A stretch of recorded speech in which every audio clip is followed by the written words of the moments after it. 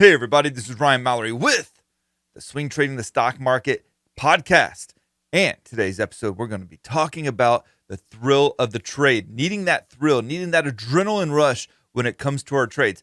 I will tell you this, most of the time that I get questions about trades, whether it's on StockTwits or Twitter or some other social media platform, oftentimes there's this need or the thrill of the trade that is driving that question, that need for that adrenaline rush, that need to see that stock go from $100 to $1,000 a share to hit that home run. And so we're going to talk a lot about that in this episode today. And today's email comes from a previous writer to the show that we'll call Lola. That was the name that she went by last time. And she's sharing her success stories. Now, a lot of times we're getting questions from people about struggles and about problems, but it's really cool to see the success stories too. And so I'm always thrilled when somebody wants to share their success story and maybe even a follow-up question that they might have as a result of some of the things that they have learned. I love it when you guys do that for me. And so let's go ahead and just jump right into this email.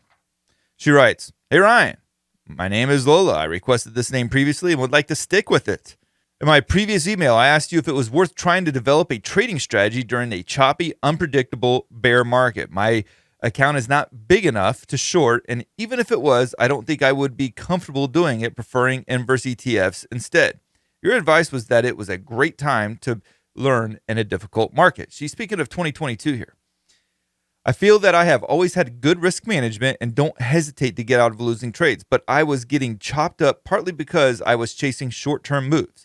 So I sat on my hands and watched. I am following up with you to let you know that the biggest thing that I have probably learned is patience. I waited for some kind of confirmation on a change in market direction, and although I took some small trades on ETFs, I mostly watched. The best trade that I had was Ulta, that stock symbol ULTA for those wondering. It did surprisingly well during the big market correction, and there was never a great time to get in, but in May, June of 2023, it dropped to about $150 a share. I waited for it to confirm, and when it did, by making a higher low, I bought the shares, and it has recovered about 50% of its pullback. I got out of it a couple of days ago because it started to pull back, and it has earnings coming up near the end of August. I feel that this was possible because of my new appreciation for patience and waiting for the right setup and the short and longer time frames. I thank you for all that you do. It is very much appreciated. Sincerely, Lola."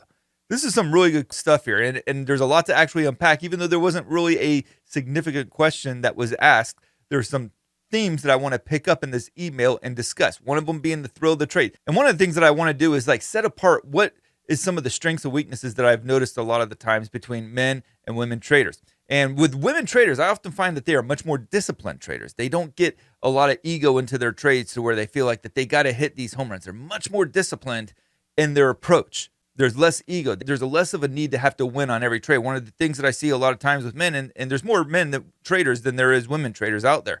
But one of the things that I think, and this applies to me as well, is that you want to win on the trade. You feel like when you have a losing trade, your ego is getting bruised and say, "I'm not selling. Heck no, I'm not selling."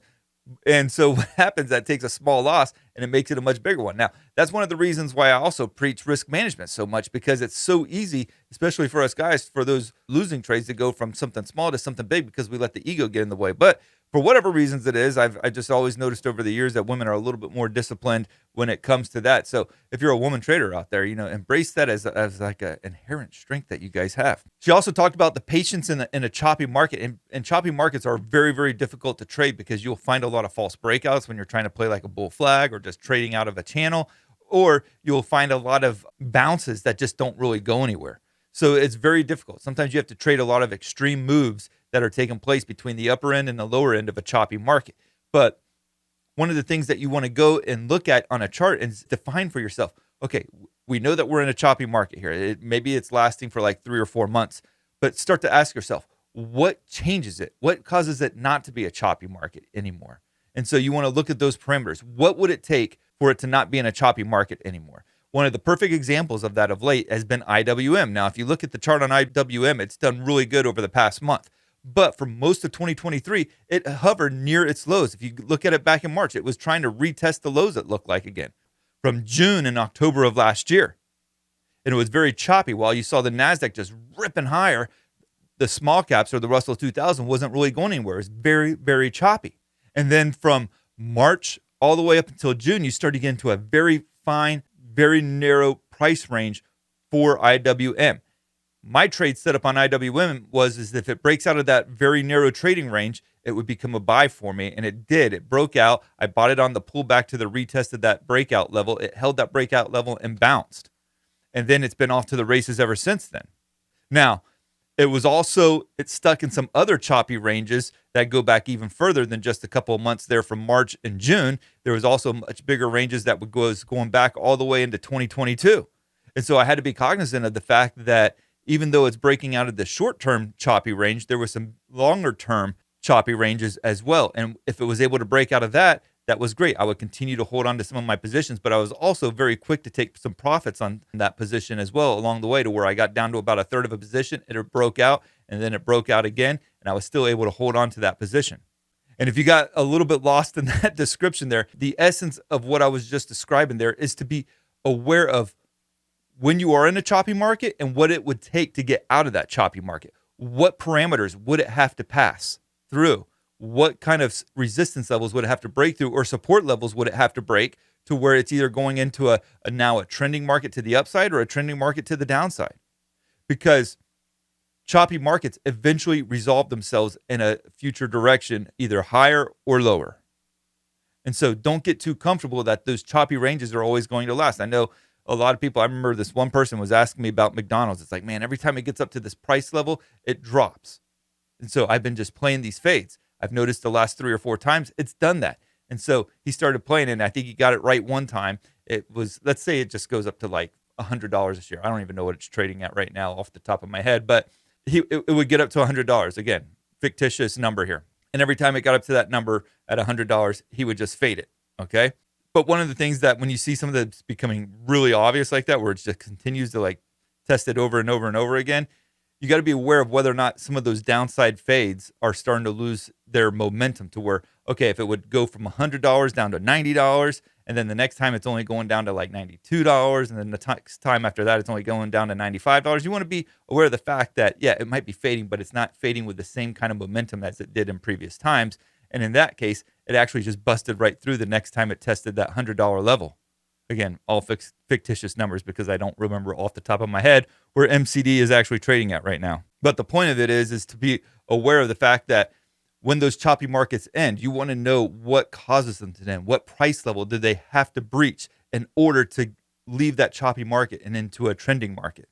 And one thing also that you want to be aware of is swingtradingthestockmarket.com. Swingtradingthestockmarket.com, whether you're watching this on YouTube, you can click down at the join button down below, or if you're listening to it on Spotify or Apple or some other podcast platform, it's a really cool research platform that I provide alongside of this podcast. You're going to get all my stock market research each and every day. That's going to include updates on the S&P 500, big tech updates. You're also going to be getting some really good watch lists each and every day. That's also going to include my weekly master updates on my bullish and bearish watch list. So a lot of good stuff, a lot of good videos that I'm sending your way that gives you all of my research that I do each day in preparation for the stock market and throughout the course of the trading day itself. Now, for the main topic, because we addressed some of the things that Lola was talking about here, but for the main topic, it's the thrill of the trade. The thrill of the trade can get you into so much trouble when it comes to being able to sustain the long-term health of your trading portfolio. And why is that? I think there's a lot of times when we get into the trade, there's like these endorphins, or there's these feelings of excitement that comes with getting into the trade. And I used to be like that as well. I think over time, the more you trade, the less thrill you get out of each subsequent trade. I would compare it to eating pizza. You guys know, if you follow me on Instagram at SharePlanner or any of the other platforms, I really like pizza a lot. I put them in my stories. I talk about pizza a lot. I make my own pizza. I make my own marinara. My wife actually makes the marinara. She won't even tell me the recipe for my marinara. But I don't tell her my dough recipe. So it works together. You know, it's like nobody actually knows the recipe. It's kind of like, Coca-Cola. Nobody actually knows how to make a Coke. Just people knows how to make, certain parts of it. But getting back to pizza without going too much off of a tangent there. With pizza, first slice is amazing. Friday nights we eat pizza. That first pizza comes out, that first pizza pie, they're all really good. But that first pizza pie, it's always just pepperoni and cheese. And let me tell you, that is amazing pizza. That first slice, man, it scorches the roof of your mouth. I mean, it just burns it to the smithereens, but it is so good. I mean, I love it. And then the second pizza comes out, and that slice is really good too, but it's probably not as good as that first slice. And then the third pizza comes out, and I get a slice of that one. It's probably like buffalo chicken. It's not as good as the first two slices. And the first slice was definitely better than the second slice, and the second slice was better than the third. And we'll make like 8 pizzas, and I'll have like 8 slices of pizza. I know it's a little gluttonous on my end, but by that 8th slice, I'm probably throwing like the crust over the fence. Probably not, enjoying it too much. I'm probably looking forward to that next old fashioned. But the point is there's a diminishing margin of return. And I think that the more trades that you place and the longer you do it, there's a diminishing margin of thrill or a return for that thrill when it comes to trading. So when I place a trade now, I really don't feel too much excitement about it. Sometimes it might just be because it's a boring trade, but even if it's a pretty volatile trade, it doesn't get me all excited. But I see sometimes with new traders where it gets them excited and it's like, all right, what's it going to do today? What's the prediction? Where are we going? It's like, you guys just watch and see what the market provides, and then you react accordingly to the new technical analysis that's forming each and every day. But that's the thrill of the trade. It's getting you hyped. And we want to keep the hype out of the trade. And for some, that's just going to take years and years and years for it to happen, because with each subsequent trade, like pizza, it has a little bit less of a thrill value to it. You take like a baseball player, right? Their first home run, it's amazing. It's rounding those bases. It's amazing. You get a big league slugger that's hit more than his fair share of home runs. He gets to like number 374. He's just rounding the bases. It's business as usual. No big deal. And similar to trading, when you get the big gainers, if you get 10% on this trade or 15, or you hit 30 or 40% on a trade, when you do it that first time, that's an amazing feeling. It's great. I remember this one time when I was just starting to get the hang of things when it came to swing trading. I made like 4.2% on this trade. I don't know why I remember the exact to the 10th, but I do. It was 4.2. Man, I was so pumped about that. I was like, holy cow, it was like free money off of that, and I made it in one day. And it was a stupid trade too, in hindsight. I probably should never have taken that trade, but I got lucky. I made some money. It's that beginner's luck that sometimes happens. But 4.2%, I said to myself, okay, if I make 4.2% on every single trade, I'll probably have some loser trades, but it's not going to be a lot. But I just calculated 4.2 on every trade. Man, I was going to be a millionaire before, lunchtime the following day. It was amazing how exciting you can get about a 4.2% return on your trade in the early going. But I get that now, and it's like I don't even really think too much about it. I do think there's a little bit of the thrill that's gone out of the trade. That, even if it's like a 20 or a 30% trade, it's a good trade. I'm not going to discount that at all. But it doesn't really mean too much to me at this point, because I've done it a lot. I've done it a lot over the years, and that's not me trying to like flex or trying to brag or anything like that. It's just, I've been doing this since I was 11 years old. I've had a few good trades along the way, and like the pizza, it just has like a diminishing margin return. But that's a good thing. I guess that's what I'm trying to get to.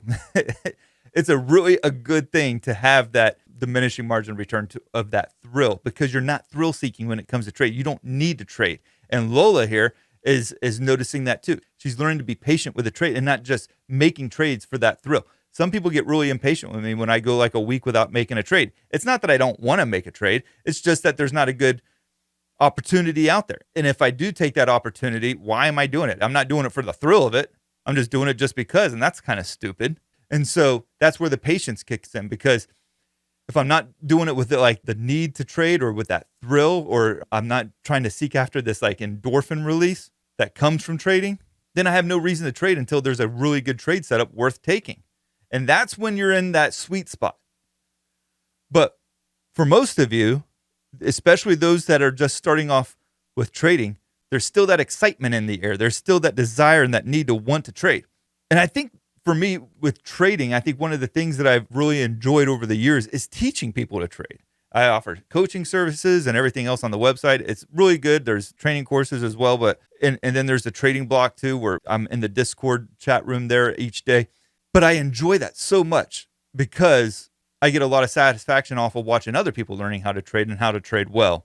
And I think that's where I get my thrill at these days, is being able to do that. And then there's the saying that like those who can't teach, I don't agree with that. I think you can actually enjoy teaching. My wife's a teacher. She loves it. She wouldn't have to work right now if she didn't want to, but she loves it. There's no way she's giving that up. She loves it. And so same thing for me. I really love teaching people to trade, to harness some of those emotions, to understand the psychology behind the trade, because I don't think that's preached enough by people on Wall Street by any means. Psychology and the mindset of trading is about 90% of the trade. And so that's why I focus on it so much in this podcast, is because it's so important to your success as a swing trader.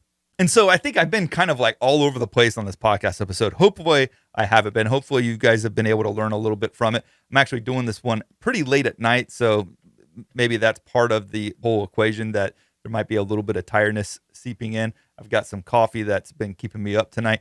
But the summary to all of this is that try to minimize that need to trade, that thrill-seeking mentality when it comes to trading. You don't want to have that in your approach to swing trading the stock market. Also, when it comes to choppy markets, make sure you're defining the parameters of when a market goes from a choppy market to a trending market. And if you do those two things, you've done a lot for yourself when it comes to trading. I think those two elements of trading can take you a very long ways. Not seeking after the thrill and being able to understand when a market goes from a choppy market to a trending market. And if you enjoyed this episode, I would encourage you to leave me a 5-star review on whatever platform you're listening to me on YouTube. Just like and subscribe. That's all. I appreciate it quite a bit. Also, check out swingtradingthestockmarket.com if you get the chance, or click join button down below on YouTube. Make sure that you send me your email. Send me your questions. Ryan@SharePlanner.com. I encourage everybody to do that. I do read them. I do try to put every one of them into a podcast episode. And believe it or not, I have a very high percentage, almost every one of them turning into a podcast episode. So make sure to keep sending them my way. Thank you guys. God bless. Thanks for listening to my podcast, Swing Trading the Stock Market. I'd like to encourage you to join me in the SharePlanner trading block, where I navigate the stock market each day with traders from around the world. With your membership, you will get a 7-day trial and access to my trading room, including alerts via text, email, and WhatsApp. So go ahead, sign up by going to shareplanner.com/trading block. That's www.shareplanner.com/trading block. And follow me on SharePlanner's Twitter, Instagram, and Facebook, where I provide unique market and trading information every day. If you have any questions, please feel free to email me at ryan@shareplanner.com. All the best to you, and I look forward to trading with you soon.